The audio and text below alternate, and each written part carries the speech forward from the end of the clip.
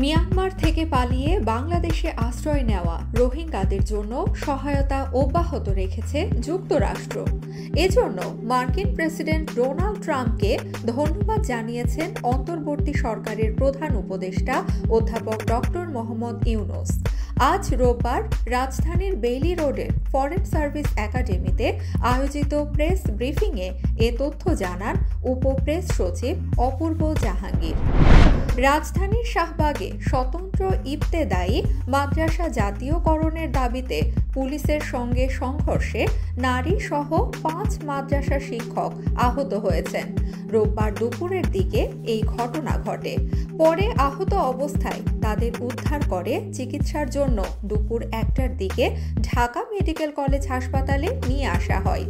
আজ দুপুরের দিকে প্রধান উপদেষ্টার কার্যালয়ে স্মারকলিপি দেওয়ার উদ্দেশ্যে একটি শান্তিপূর্ণ মিছিল নিয়ে শাহবাগে আসা মাত্র পুলিশ সাউন্ড গ্রেনেড, জলকামান ও লাঠি সোটা নিয়ে চার্জ করে।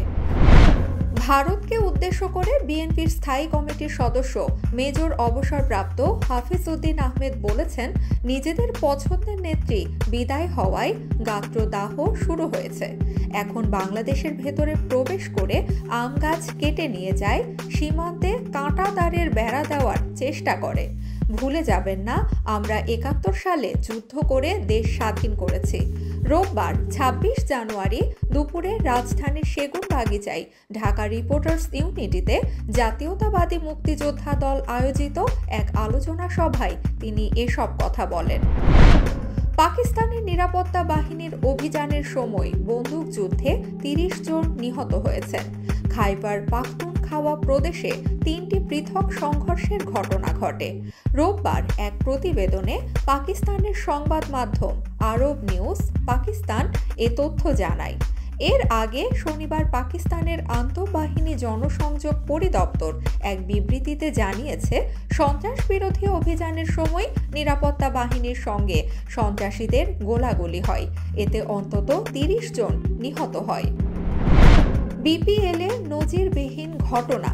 নিয়ম অনুযায়ী দুজন বিদেশি ক্রিকেটার একাদশে রাখা বাধ্যতামূলক হলেও শুধু দেশিদের নিয়েই রংপুর রাইডার্সের বিপক্ষে মাঠে নেমেছে দুর্বার রাজশাহী।